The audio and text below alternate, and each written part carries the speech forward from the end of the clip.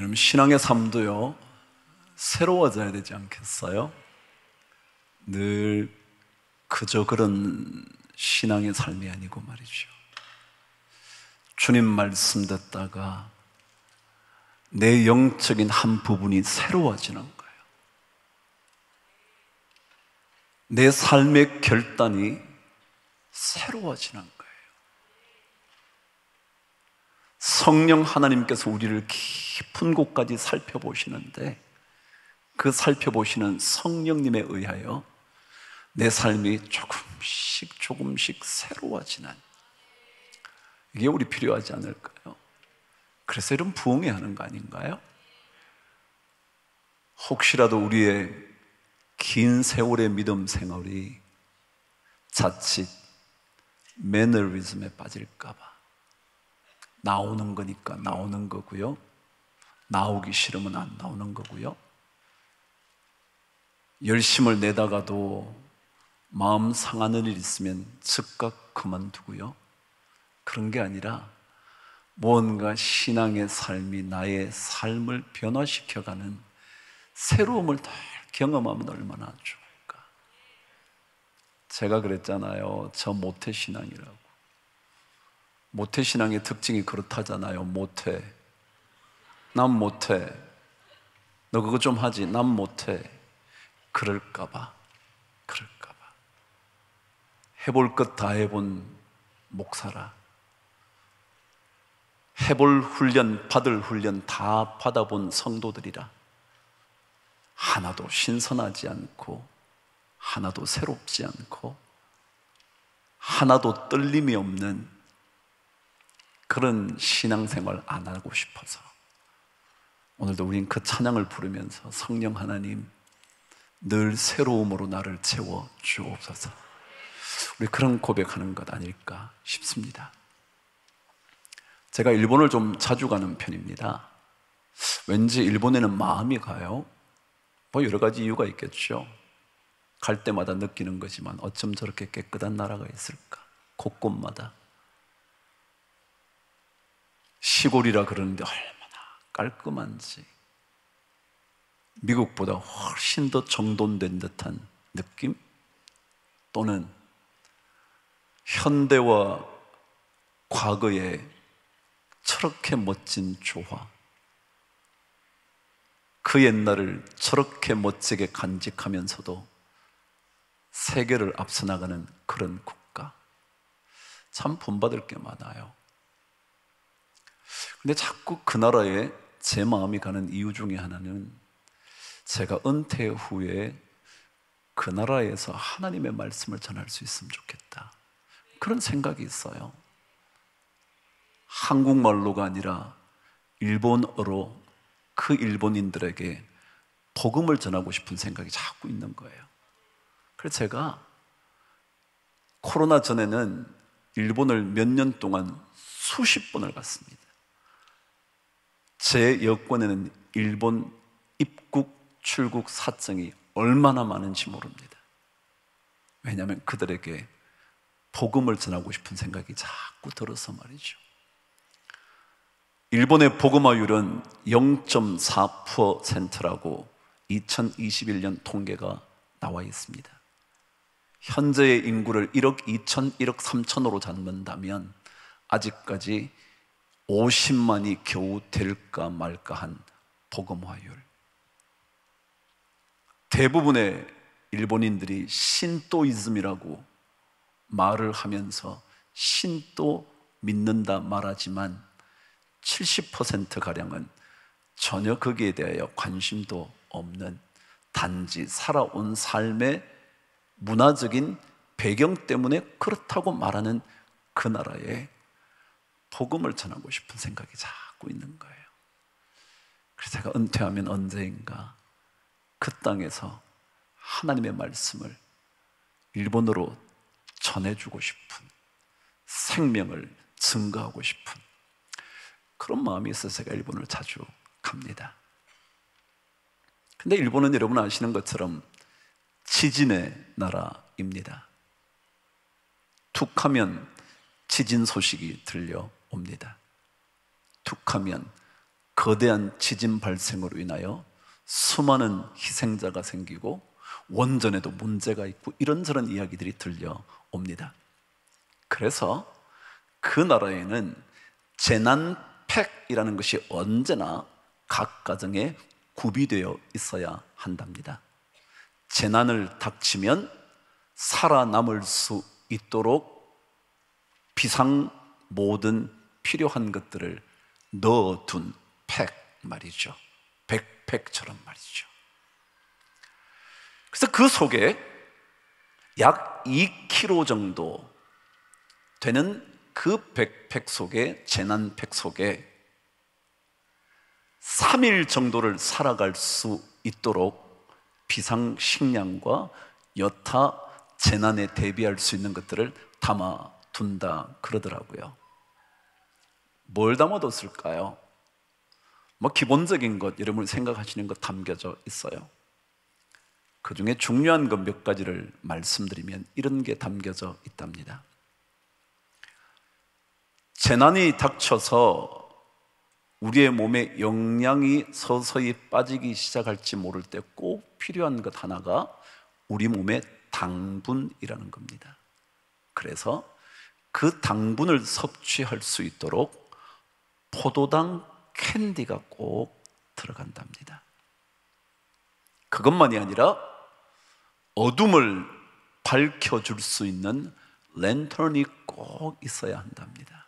왜냐하면 사람들은 어둠에 노출되기 시작하면 쉽게 절망하기도 하고 금방 포기해 버릴 수 있기 때문에 그렇답니다. 빛이 있으면 조금은 살아가고 싶다는, 아니 살아야겠다는 어떤 희망이 있는데, 빛이 사라지고 나면 두려움과 공포와 절망 속에 쉽게 빠져들어서 언제나 랜턴을 그 속에 담아둔다요. 그리고 때때로 그것과 함께 불을 피울 수 있는 라이터를 꼭 갖고 있다는 겁니다.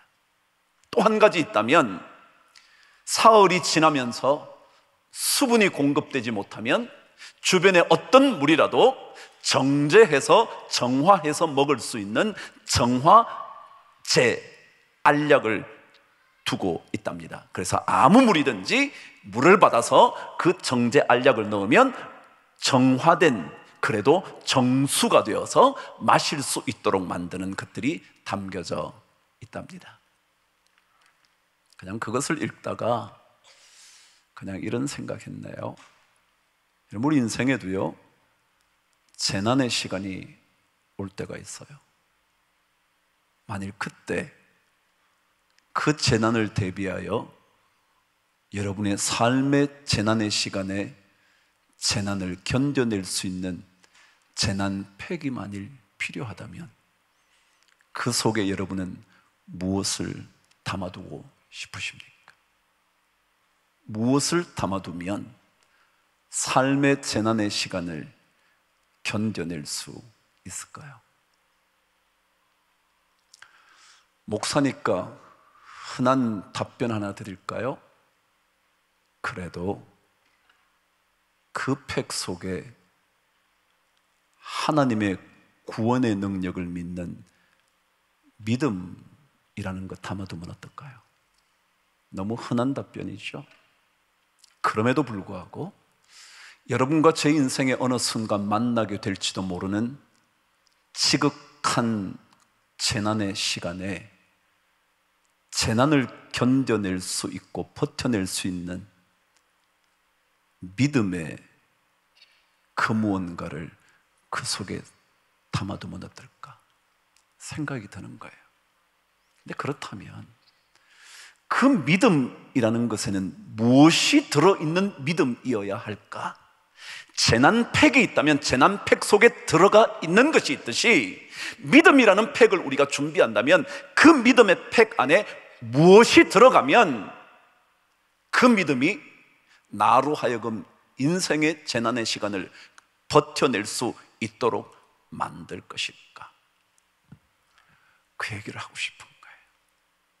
누구나 다 재난은 만나게 돼 있거든요. 좋은 듯한데 어느 순간 무너져 내리면 걷잡을 수 없을 때가 있거든요. 제가 이 교회 얘기를 간간히 듣습니다. 주변의 사람들이 얘기도 해주기도 하고요. 어떤 분들은 바닥을 쳤다가 여기까지 온 사람들이 참 많대요. 그래요. 여기까지 오셨으니까 얼마나 복돼요. 그러나 거기까지 오는 동안 어떤 경우는 바닥을 친 사람이 있다는 거예요. 바닥을 친 순간이 있었다는 거예요. 그래요. 바닥을 친 그 순간에도 살아남을 수 있는 그 믿음의 팩 속에 무엇이 들어가 있으면 되겠냐? 오늘 성경은 우리에게 몇 가지 중요한 얘기를 알려줍니다. 그래서 이것만은 절대로 놓치지 말아야 합니다.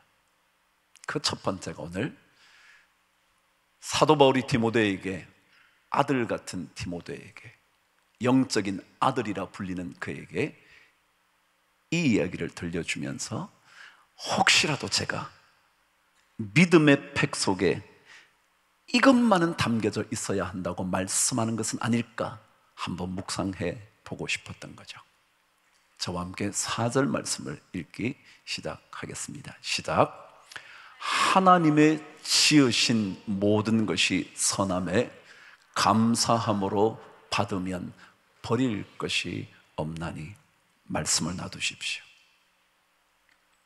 첫 번째, 여러분과 제가 삶의 고통의 시간과 재난의 시간을 지날 때 그 믿음의 팩 속에 담아두어야 할 첫 번째 것, 이것입니다. 하나님이 모든 것을 지었다 라는 겁니다. 제가 조금 더 설명을 덧붙여 볼까요? 오늘 말씀은 하나님의 지으신 모든 것, 그랬습니다. 하나님의 지으신 모든 것, 이렇게 표현이 되어 있습니다. 근데 헬라어 원어는 순서가 이렇게 되어 있습니다. 왜냐하면 이라는 접속사 하나 다음에 모든 것이 창조되었는데 하나님에 의하여, 이렇게 되어 있습니다. 다시 한번요. 지금 우리 한국어 성경은 하나님의 지으신 모든 것, 이렇게 표현을 했지만 헬라 원어의 단어 순서는 왜냐하면 모든 것이 지어졌는데 하나님으로 말미암아, 그랬습니다. 그럼 제가 영어로 한번 해볼게요. For, 왜냐하면 everything, 모든 것이 created, 창조되었다 by God, 하나님에 의하여. 그러니까 하나님에 의하여 창조된 모든 것이라는 거죠. 이 말을 읽는데 저는 번뜩 그런 거예요. 그래, 우리가 믿음을 가지고 산다는 것은 뭐냐면 우리 인생의 모든 것은 하나님이 지으셨다. 지었다는 말은 여기에 무슨 뜻이냐면 무엇을 발생시키다, 일어나게 하다, 일으키다 라는 겁니다. 자, 어떤 일이 일어났다, 이거는 신앙인들은 어떻게 이해를 해야 되냐면요, 이것은 하나님이 일으키셨다. 그것이 좋은 일이든지 그것이 나쁜 일이든지 그것이 바닥을 치는 일이든지 그것이 내 생명을 앗아갈 정도의 사건이든지 누가 하셨다고요? 하나님이 하셨다. 그것을 믿음으로 고백해야 된다는 겁니다. 좋은 일만 하나님이 하신 게 아니고요, 심지어 우리 가정은 왜 이럴까? 제가 늘 그러지만 나는 왜 이런 부모를 만났을까? 내 인생은 왜 이렇게 늘 막히기만 할까? 라고 생각될 때라도 그 모든 것이 누구에 의하여 일어났다고요? 하나님에 의하여 일어났다. 그것이 우리 믿음의 고백이어야 된다. 신앙의 삶은 다른 게 아닙니다. 어떤 일도 하나님이 하신 일이지 어쩌다가 생긴 게 아니라고, 우연히 생긴 게 아니라고. 하나님의 말씀은요, 원칙이 똑같습니다. 다르지 않아요. 제가 이제껏 말씀을 전한 것과 하나도 다를 게 없어요. 근데 오늘 성경도 다시 한번 가르쳐줘요. 왜냐하면 모든 것, 창조된 모든 것, 일어난 모든 것, 발생한 모든 것, 내 삶에 일어난 모든 사건, 그것은 다 하나님에 의하여 된 거다. 그걸 고백해야 돼요. 자, 그렇다면 하나님에 의하여 만들어졌다면 누가 그것을 제일 잘할까요? 하나님이요. 누구 말대로 제가 자동차를 만들었다면 제가 자동차를 제일 잘 알죠. 마치 옛날에 그런 얘기처럼 헨리 포드가 지나가다가 차가 고장났대요. 다른 사람이 차가 고장났는데 가서 제가 좀 도와드릴까요? 그랬더니 당신 정비공이요? 아닌데요? 근데 당신이 뭘 알아? 근데 그 사람이 누구라고요? 자기가 포드 차 만든 사람이라고. 제일 잘 알죠. 만일 하나님이 그 일을 만드셨다면, 일으키셨다면, 발생시키셨다면 하나님이 제일 잘 알아요. 제일 잘하니까 고치는 방법도 제일 잘 하실 거예요. 신앙은요 그런 거예요. 다른 거 아니에요. 어떤 일도 누구에 대하여 원망할 것도 없고요, 누구에 대하여 분노할 것도 없고요. 이건 하나님이 하신 거니까. 그 믿음의 전형이 요셉이라는 사람이잖아요. 몇 번이나 강조한 것처럼 이것 전부 다 누가 한 거라고요? 하나님이 한 거라고. 형들이 나를 여기에 팔았음으로 인하여 근심하지 마십시오. 나를 여기 보내신 것은 형들이 아니라 누구라고요? 하나님이 보내셨다는 거예요. 그 일은 누가 한 거냐면 형들이 한 게 아니에요. 하나님이 한 거라고요. 그 믿음을 요셉이 가지고 있었기 때문에 하나님은 그 요셉을 책임지는 거예요. 우리는 일이 일어나기만 하면 누구 때문일까 찾다가 조금이라도 발견되면 그 사람을 비난하잖아요. 당신 때문에 그렇다고. 내가 그때 그거 하지 말라고 당신에게 말했는데 당신이 해서 그렇다고. 내가 너보고 얘기하지 않더냐고. 너 그렇게 하면 안 된다고. 계속 우리는 그렇게 말합니다. 마치 자기는 거기에 책임이 전혀 없는 것처럼. 근데 그게 아니고요, 그 모든 일은 결국은 누가 하신 거예요? 하나님께서 하셨다는 거예요. 그래서 하나님께서 나를 여기에 보내셨기 때문에 하나님께서 나를 마침내 이렇게 하실 거다라는 얘기입니다. 저와 함께 창세기 45장 8절을 한번 읽어보도록 하겠습니다. 자, 창세기 45장 8절 저와 함께 읽으시죠. 준비되셨나요? 네, 제가 부탁을 드렸는데 네, 자, 저와 함께 읽어보십시오. 시작. 그런즉 나를 이리로 보낸 자는 당신들이 아니오시다 하나님이시래요. 여기까지요. 하나님이래요. 요거는 믿음의 정확한 고백입니다. 그렇죠? 제가 그랬잖아요. 믿음의 팩에 담겨야 되는 게 뭐냐 하면 하나님이 하셨다. 하나님이 하셨다. 나를 여기 보낸 사람은 당신들이 아니라 하나님이다. 그러면 하나님이 보내셨으니까 하나님이 모든 것을 해결할 수 있는 거죠. 자, 보세요. 그 다음에 시작. 하나님이 나로 바로의 아비를 삼으시며 그 온 집의 주를 삼으시며 애굽 온 땅의 치리자를 삼으셨나이다. 삼으셨다요. 누가요? 하나님이요. 왜요? 하나님이 그 일을 시작하셨거든요. 신앙생활은 간단 명료합니다. 나에게 일어나는 모든 일은 하나님이 하신 거지. 그러니 해결책도 하나님께 있지. 이제껏 제가 강조해 왔듯이 하나님이 나를 위하여, 내 가정을 위하여, 내 자식을 위하여 완전히 세밀하고도 철저한 계획을 갖고 계신 거지. 그 해결책을 그분이 갖고 계신 거지. 오늘 말씀처럼 바로의 아비를 삼으시고 뭘로 삼으시고 뭘로 삼으셨다. 그게 하나님의 해결책이에요. 왜요? 하나님이 시작하신 거니까 말이죠. 형이 팔았지만 이스마엘 상인이 보디발에게 팔았지만 그건 다 그들의 이야기가 아니라 누구의 이야기라고요? 하나님의 이야기인 거예요. 그냥 그들의 손을 빌린 것뿐일 것이고 그들의 모든 환경을 사용하셨을 뿐이지 다 하나님이 하셨다는 거예요. 요나의 얘기를 들어보시지 않으셨습니까? 하나님의 명령을 거부하고 다시스로 가는 배를 타려고 욥바로 향해 갔는데 마침 배가 있었어요. 때마침 잘 됐다. 어쩌면 이렇게 정확하게 길이 열릴까? 그래, 역시 이거는 하나님의 뜻이야. 난 안 가는 게 맞아. 니너웨 안 가는 게 맞다고. 내가 맞다고 그랬잖아. 그러면 탄 거예요. 근데 폭풍이 불기 시작합니다. 막 불어닥치는데 멈추지를 않는 겁니다. 결국은 살아야겠다는 생각 때문에 모든 가진 물건들을 다 던집니다. 배를 가볍게 하면 혹시라도 살아날 수 있을까? 그래도 그치지 않습니다. 이 폭풍은 누가 불어오게 한 걸까요? 여러분 말씀 안 읽어도 잘 아시나요?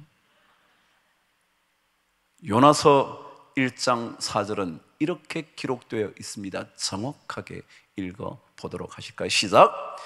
여호와께서 대풍을 바다 위에 내리심에 바다 가운데 폭풍이 대작하여 배가 거의 깨어지게 된지라. 누가 큰 바람을 일으키셨다고요? 여호와께서요. 그냥 바람이 분 게 아닙니다. 그냥 어쩌다가 바다에 바람이 불겠죠. 왜 안 불겠습니까? 기압만 차이가 나면 불겠죠.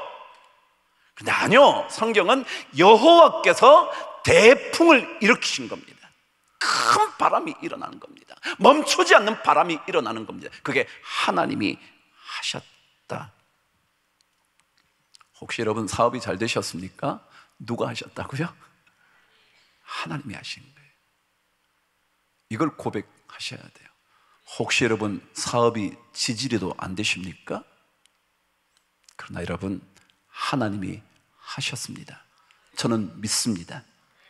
하나님은 분명히 어려운 일도 우리에게 일어나게 하십니다. 마치 그 바다에 대풍을 불어오게 하시듯이 내 인생의 배에 뒤집을 질 만큼 배를 엎어놓을 만큼 큰 바람을 불어오게 하실 수 있습니다.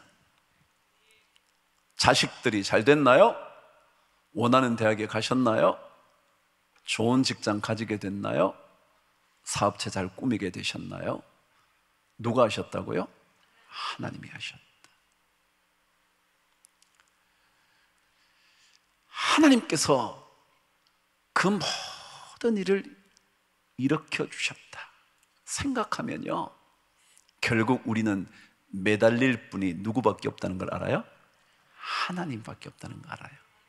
만일 누가 그 문제를 일으켰다면 자꾸 저는 그 사람을 생각하게 돼요. 혹시 그 사람한테 가서 야, 내가 미안하다, 야, 너 마음 상하게 해서 미안해, 좀 잘 해보자, 그렇게 될 거잖아요. 근데 그게 아니라 어떤 일이 일어났을 때도 그게 하나님인 줄 알고요, 하나님께 매달리면 하나님이 삼으시고 삼으시며 삼으셨나이다, 그런 일이 벌어지는 거예요. 그게 믿음의 팩에 꼭 넣어두어야 할 거라는 거죠. 두 번째, 이 믿음의 팩에 들어가야 하는 게 있어요. 다시 한번 저와 함께 4절 말씀을 읽겠습니다. 시작. 하나님의 지으신 모든 것이 선하매. 하나님께서 지으신 일은 반드시 뭐하다? 선하다. 요걸 믿음의 팩 속에 넣어야 돼요. 내가 지금 인생의 바닥을 치고 있어도요, 하나님이 일으키신 것이기 때문에 이것은 반드시 선한 결과를 가져올 거다. 이걸 믿음으로 고백하는 거예요. 무조건. 아무리 내가 이해가 안 돼도요, 아무리 감당할 수 없어도요, 아무리 하고 싶지 않아도요, 뭐라고 그래야 된다고요? 그래, 하나님이 일으키신 이 일에는 반드시 선한 결과가 있을 거다. 바울의 얘기를 인용하지 않아도 오늘 성경은 선하다, 모든 것이 합력해서 어떻다, 이런 말 안 해도 오늘 말씀은 말합니다. 하나님께서 일으키셨다면 그것은 반드시 선한 거야. everything created by God is good. good. 좋다는 거예요. 여러분 이거 믿으셔야 돼요. 지금 눈물을 펑펑 쏟아도요 믿어야 돼요. 자식을 보면서 억장이 무너져도요 믿으셔야 돼요. 하나님께서 반드시 선하게 만들어 주실 것이다. 아무리 당혹스럽고 당황스럽고 건들 수 없고 포기하고 싶을 정도라 할지라도 여러분은 고백하셔야 돼요. 우리는 고백해야 돼요. 하나님이 시작하신 그 일은 선한 결과를 가져올 거다. 선할 거다. 선할 거다. 선할 거다. 하나님, 저에게 이 고백이 떠나지 않게 하여 주옵소서. 우리는 이런 찬양합니다. 주님은 높고, 그 다음 뭔데요? 위대하심을 내 영혼이 찬양하네. 주님은 높고 위대하심을 내 영혼이 찬양하네.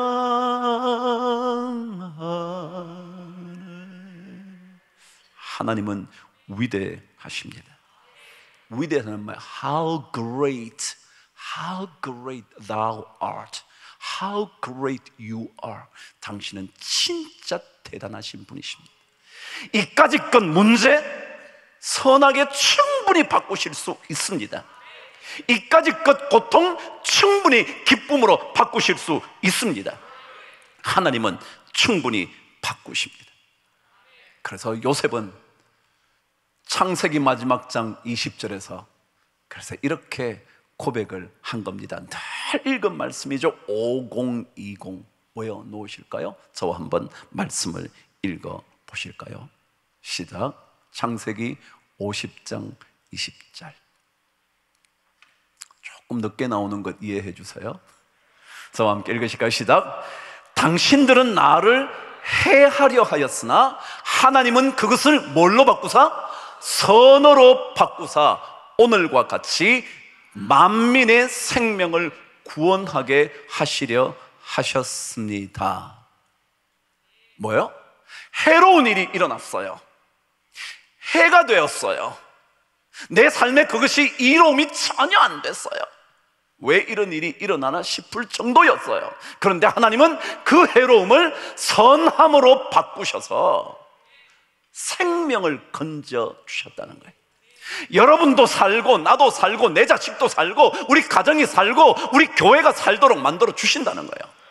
이게 믿음의 고백을 가진 사람들이 반드시 그 믿음의 팩에 담아야 할 내용이라는 거예요. 하나님은 반드시 선하게 만들어 주십니다. 그러니 어려운 일을 당해도 두려워할 것은 없잖아요. 왜냐하면 그 어려운 일을 선한 것으로 바꾸어 주실 거니까 말이죠. 또 찬송 생각이 나더라고요. 주 안에 있는 나에게 뭐가 없다고요? 딴 근심 없다. 근데 그 2절 가사는 이렇게 시작되었죠. 그 두려움이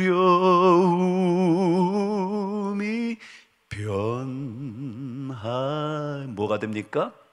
하나님만 바라보는 내 기도 되었고 내 삶의 지난 시간을 보니까 전날의 한숨 변하여 뭐가 돼요?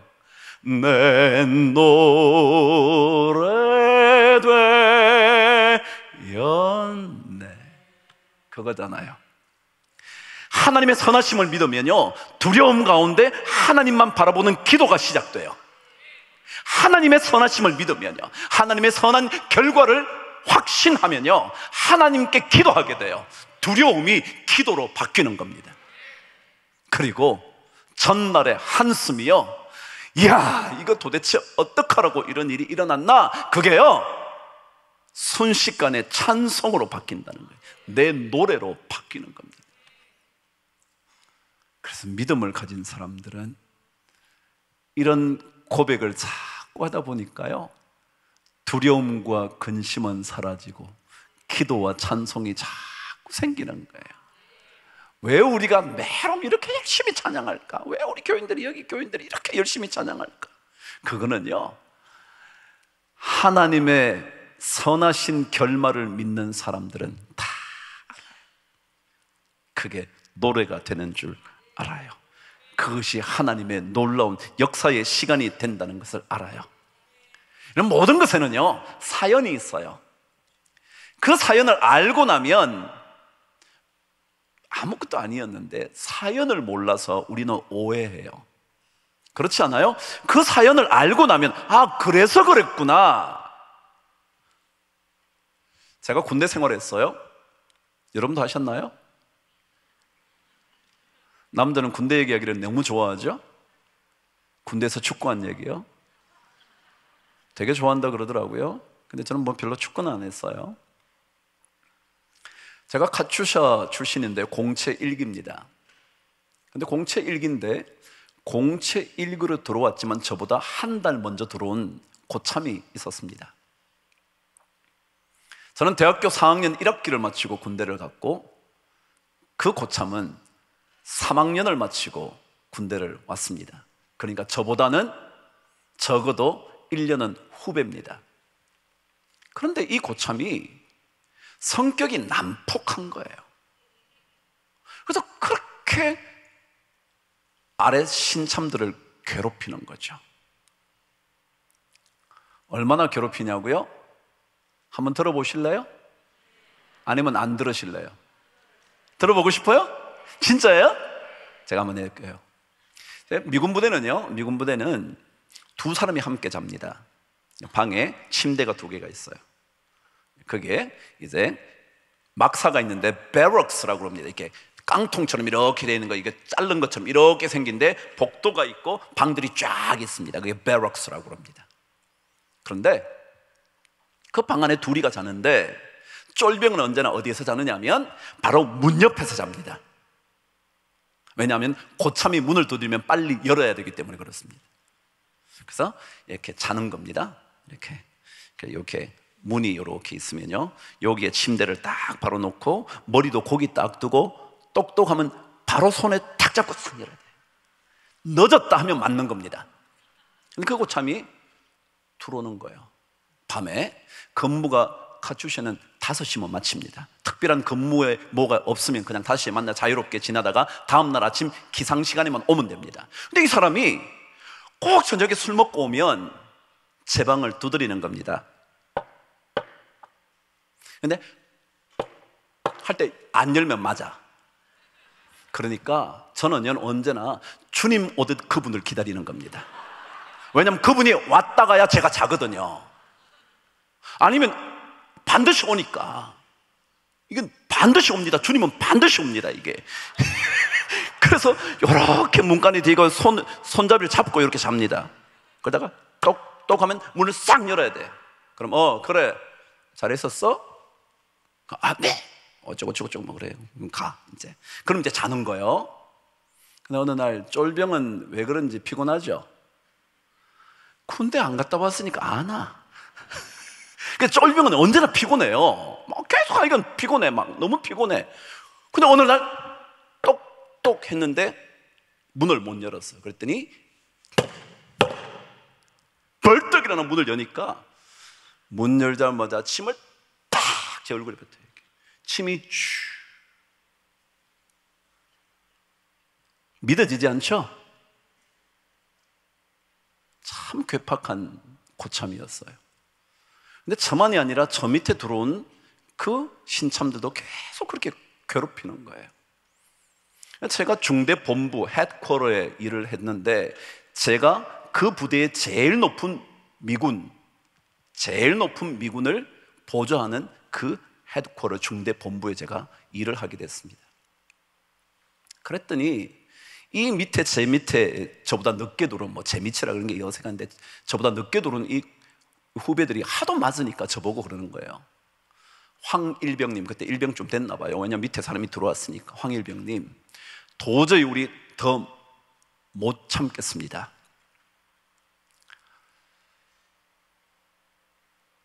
고발합시다. 그러더라고. 미군 부대니까 고발하자는 거예요.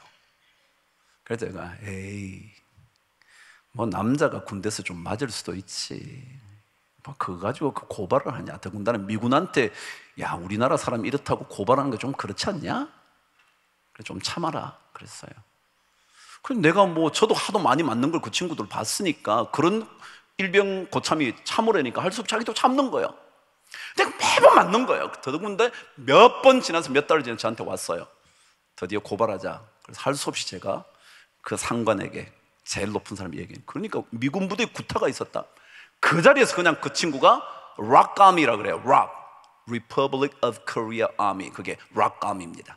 락감이 곧장 그냥 가버렸어요. 근데 가게 되니까 자기가 이제껏 갖고 있던 짐이 있을 거 아니에요. 그 짐이 있는데 그 짐을 저보고 황일병, 참 미안한데 이 짐 우리 집에 좀 갖다 주면 안 될까? 그러더라고요. 왜냐면 갑작스럽게 가니까 이걸 짐을 붙일 수도 없고 그래서 그러는 거예요. 그래서 불쌍하잖아요. 한국군으로 가게 됐으니까. 그래, 알았다고. 그러고는 그 친구는 가버렸어요. 주소를 주고 짐을 챙겨놓고는 가버렸어요. 어디로 갔는지도 이제 평생 못 만나서 아직까지. 드디어 제가 짐을 들고 주소를 찾아갔죠.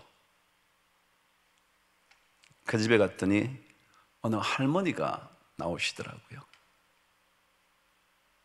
그래서 제가 어떻게 왔냐고 그러더라고요. 그래서 제가 누구누구 뭐 상병님 저기 짐을 좀 가지고 왔다고, 저한테 이렇게 심부름을 시켜서 제가 왔다고 그랬어요. 그랬더니 아이고 그러냐고, 할머니가 고맙다면서 앉으라고 그러면서 마실 걸 한 잔 갖다 주는 거예요.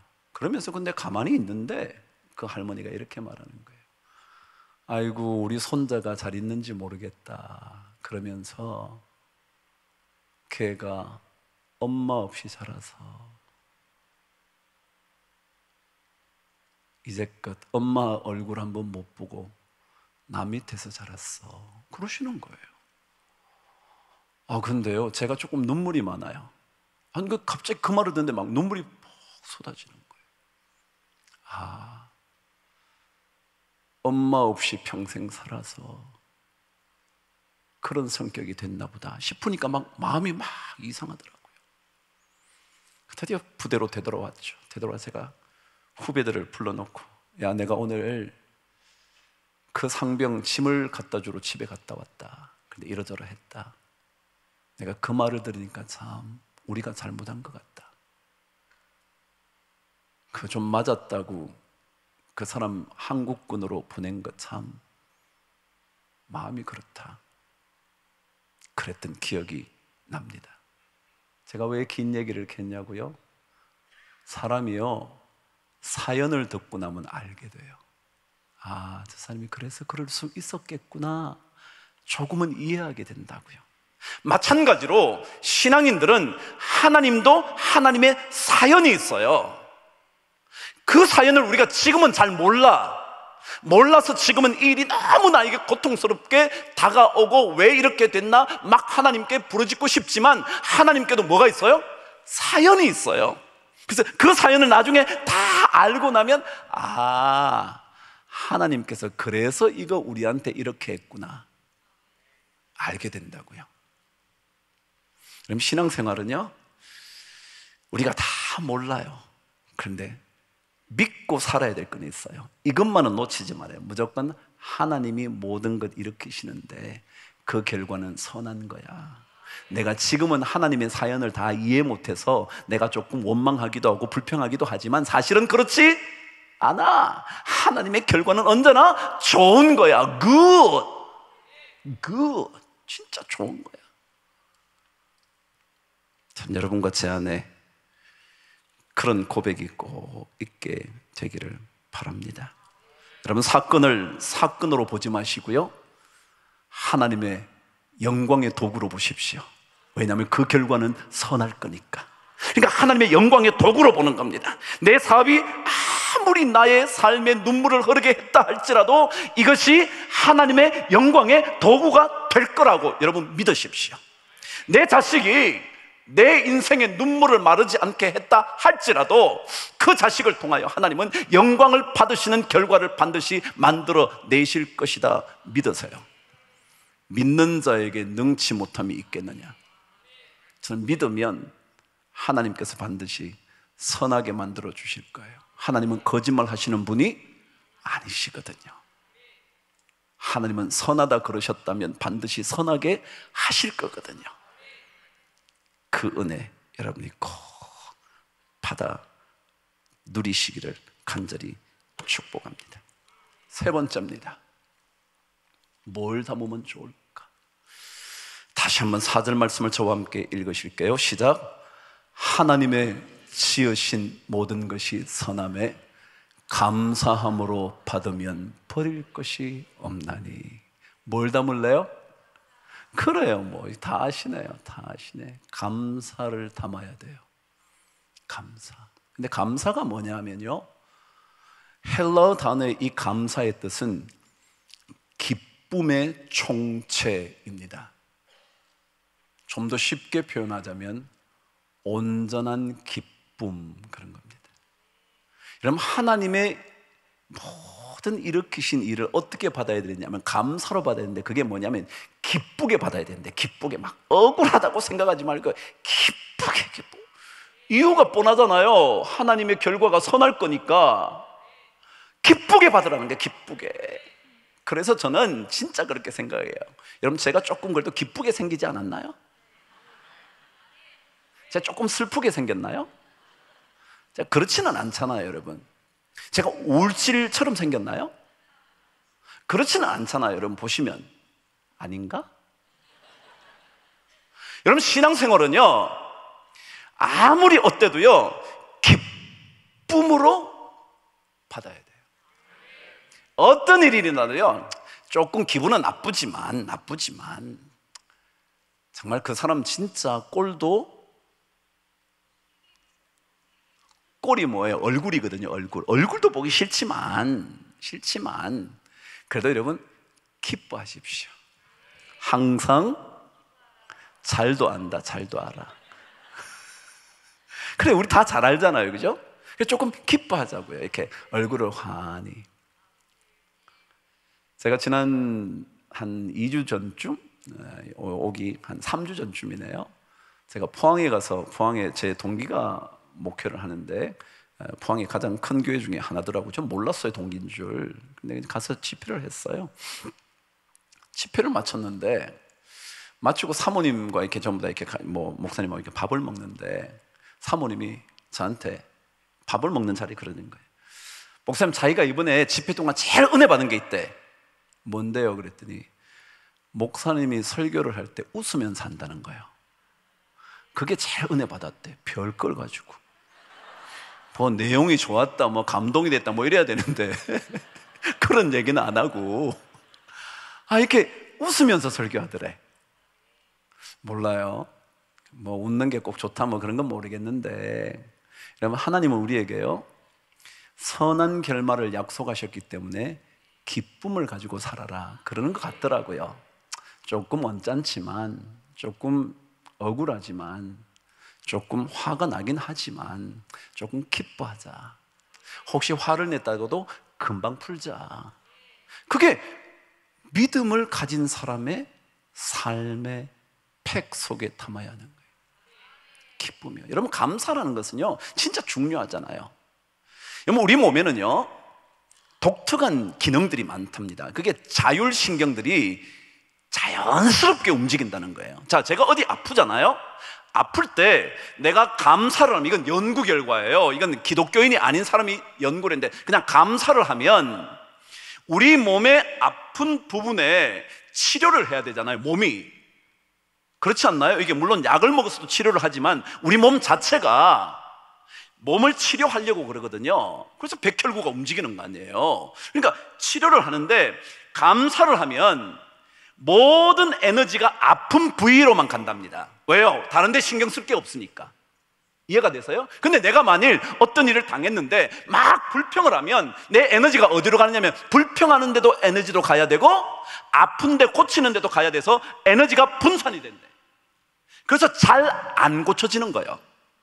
감사를 하면 다른 데 신경 쓸 게 하나도 없어서 모든 낫게 하려는 에너지가 아픈 곳으로만 다 간대. 그래서 금방 낫는 거예요. 안 믿어? 이거는 과학자들의 얘기예요. 믿어주세요.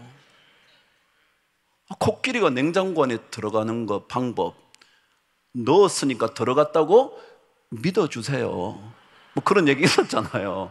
믿으세요, 진짜. 그러니까 진짜 그럴 것 같지 않나요? 우리 몸이 자꾸 불평을 하면요, 코르티솔이라는 호르몬이 우리 몸의 면역 체계를 무너뜨린대.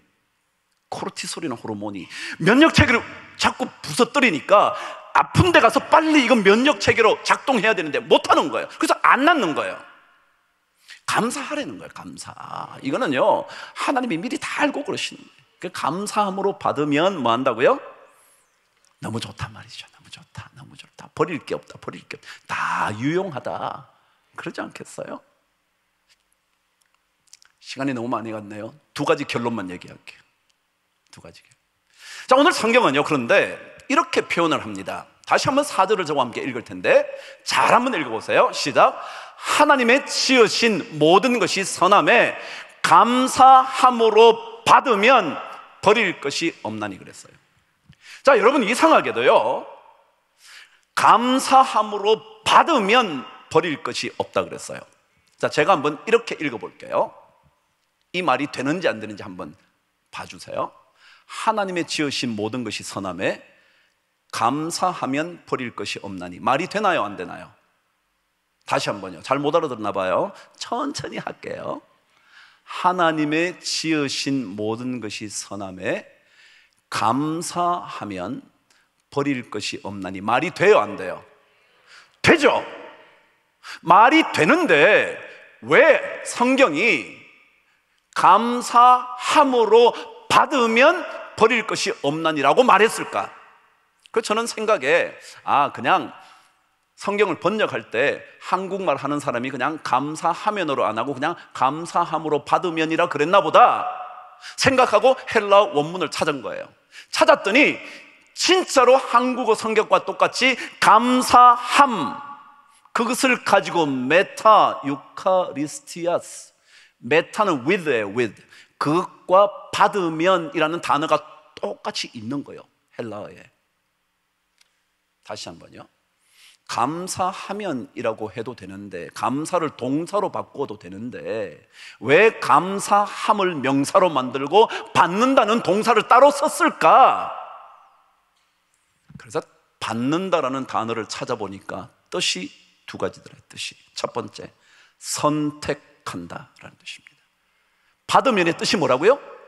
선택한다. 그러니까 여러분과 제가요, 어떤 일을 만났을 때 감사는 뭐라고요? 선택이다. 여러분이 선택할 건지 안 할 건지 결정하시라는 거예요. 여러분이 감사를 선택하든지 안 하든지 결정하셔야 된다는 거예요. 두 번째 뜻이요, 선택한 후에 그것을 꽉 붙잡는다. 그게 뭐라고요? 받으면이라는 뜻이래요. 그러면 하나님은 우리에게 뭘 요구하시느냐 하면요, 믿음의 팩 안에 감사를 집어넣는데 그 감사는 내가 선택해야 되고요, 선택하고 난 다음에 절대로 빼앗기지 않으려고 꽉 붙잡고 있는데, 혹시라도 딴 마음 생겨서 또 불평하고 억울해하고 남 원망하고 남 비난하고 사회를 저주하고 그렇게 될까봐 뭐라고요? 감사함을 꽉 붙잡고 놓지 말아라. 그거예요. 신앙생활, 감사함을 선택하는 겁니다. 인생은 다 선택이라잖아요. 인생은, 그죠? 인생은 선택이라잖아요. 그래서 이 선택을 감사로 선택하고 그것을 놓치지 않기 위하여 계속 붙잡고 있으라고 말씀하기 위하여 감사함으로 시작 뭐라고요? 받으면이라고 적었다는 거예요. 여러분, 감사를 꼭 선택하세요. 우리 만일 어차피 일어난 일이라 못 적겠어요. 여러분이 바꿀 수도 없잖아요. 그러니까 일어났으니까 그냥 오히려 하나님 좋은 결과를 주실 줄 믿습니다. 감사합니다. 감사하세요. 그리고 또 억울한 마음이 들면 그 감사를 꽉 붙잡으세요. 하나님, 또 마음에 원망이 생깁니다. 그 사람을 보면 또다시 저주하고 싶습니다. 하나님, 나에게서 감사를 빼앗아가지 말아 주옵소서. 감사를 선택하고 뭐라고요? 꽉 붙잡으라. 꽉 붙잡으라.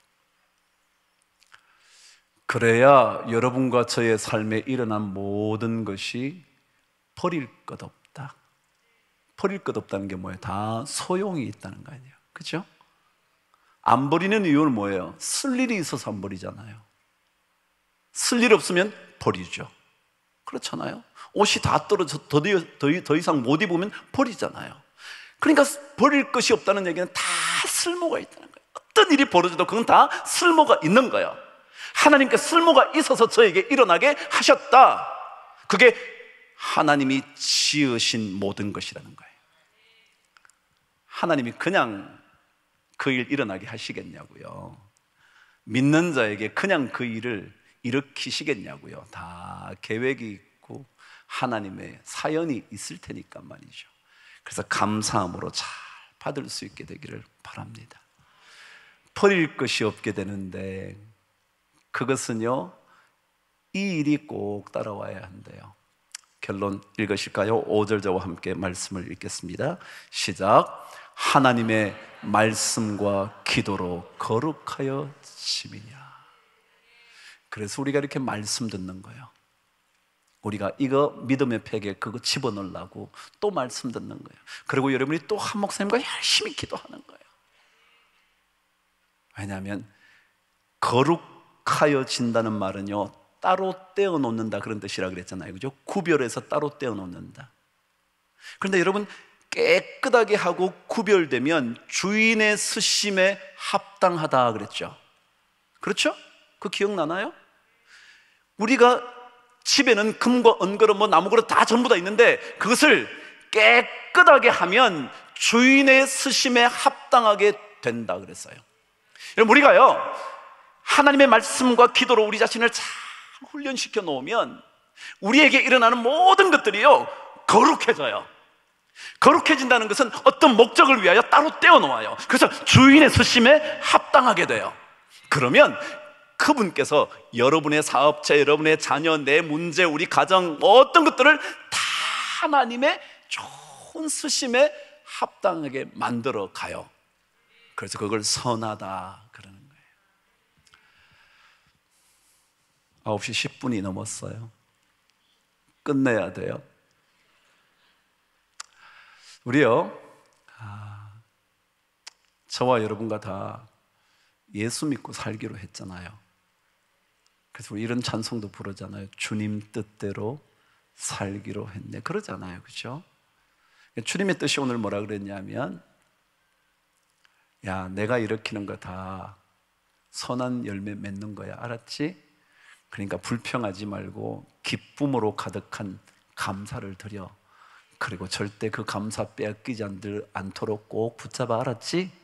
그거 너 힘으로 되는 줄 알아? 안 돼. 그러니까 하나님의 말씀과 기도로 구별해 놔야 돼. 우리 그렇게 한번 살아보자고요. 그러면 하나님께서 반드시 정말 여러분의 삶에 일어나는 모든 것을 선하게 만들어 주실 줄 믿습니다. 저녁 집회 이제 끝이에요. 저도 해방됐어요. 여러분과 함께 이 믿음의 길 절대 놓치지 않고 잘 걸어갈 수 있게 되기를 바라요.